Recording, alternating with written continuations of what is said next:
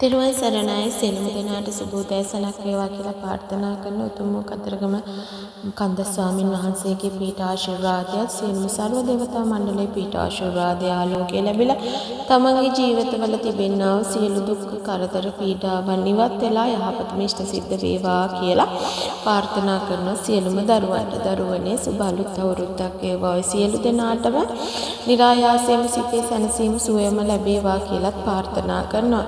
ගොඩාක් දෙනෙක් මේ දවස්වල ප්‍රශ්නයක් කරගෙන තියෙන මේ වරම සහ තමන්ට නිරායාසයෙන්ම හරියාකාර ගැටලු විසඳා ගන්න බැරුව ගොඩාක් කරදර පීඩාවල් වලටපත් වෙලා ගොඩාක් දෙවල් භූමි වලට ගිහිල්ලා නිරන්තරයෙන්ම තමන්ගේ නැති ප්‍රශ්න ඇති කරගෙන තමන්ට ගෙදරිනුත් කොන් වෙන තත්යකටපත් වෙලා තියෙනවා. ඔව් දරුවනේ ඇත්තම කියනවා නම් දෙවල් භූමි 10කට ගියොත් තමන්ට ලැබෙන උත්තරේ ප්‍රශ්න 10කට උත්තර තමයි හම්බ වෙන්නේ. එක ප්‍රශ්නට උත්තර 10ක් හම්බ වෙන්නේ වෙනස් විදිහකට.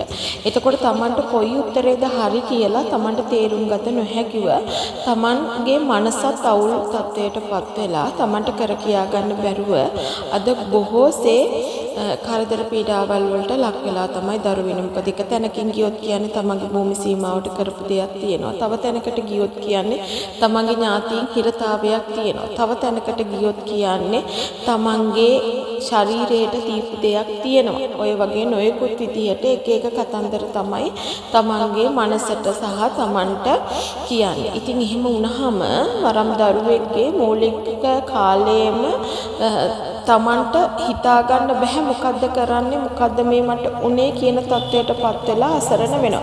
ඊට පස්සේ ගෙදර මිනිස්සුත් එක්ක කතා කළාම ওই ටික කියන්න පටන් ගත්තාම ගෙදර මිනිස්සුන්ටත් මේ ටික එකක් දෙකක් කරනකොට එපා වෙනවා. නිසියාකාරව උත්තරයක් නැති වරම සම්බන්ධව කිසිම විදිහකට පිළිගැනීමක් නැති වෙනවා. ඉතින් වරම් දරුවා බොහෝ අසරණ වෙනවා. මොකද වරම් දරුවාට ඊට පස්සේ කිසිම වැඩ කටයුත්තක් කර කියා ගන්න බැරුව තමන් ලෙඩ වෙනවා. රැට නිින්ද යන්නේ නැහැ. මුළු ඇඟම දනවා.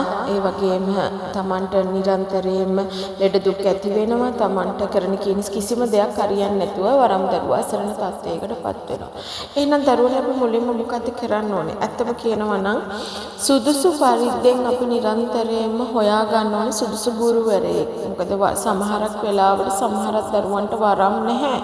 වරම නැත්තත් තමන්ට දිෂ්ටියක් එන්නේ නැහැ. තමන්ට අඩුම ගානේ හීනෙන්වත් කිසිම තොරතුරක් කියන්නේ නැහැ. ඒ ගොඩාක් ලක්ෂ ගණන් දීලා විතර වෙලා තමන් වරමක් තියෙනවා කියපු දේවාල වලින් තමන් වරම බල කරගන්න කියලා මූලික ස්ථානවලත් ගිහලා මූලික ස්ථාන වන්දනාමහන කරන්න ගිහිල්ලා තියෙන්නේ. ඒ තමන්ට කිසිම විදිහකට තමන්ගේ ශරීරයට දැනීමක් නැහැ. තමන් පහන්නාලෝකමාලා තියාගෙන ගියා. ඉතින් ගොඩාක් අසරණ වෙලා තියෙන සේසතත් නැති වෙලා තමන් මහ පාරට වැටිලා තියෙන්නේ. හැබැයි මෙහෙම දෙයක් තියෙන පුතේ තමන්ගේ වැඩ කටයුතු තමන් හරි පිළිවෙලකට පිරිසිදුවට තමන් බුද්ධහම මුල් කරගෙන මොනව නැතත් මට මේ දේවාල භූමියක් දාන්න නෙමෙයි මට සිතේ සැනසීම ලබා ගන්න පෙරපින් විස්මතු කරගන්න මේ ඉන්නා වූ දේවතා වහන්සේලාගේ පිහිට ලැබෙන්න කියලා හිතාගෙන වන්දන කොට්ටාසෙකුත් ඉන්නවා. ඒගොල්ලන්ට වරදින්නේ නෑ පුතේ.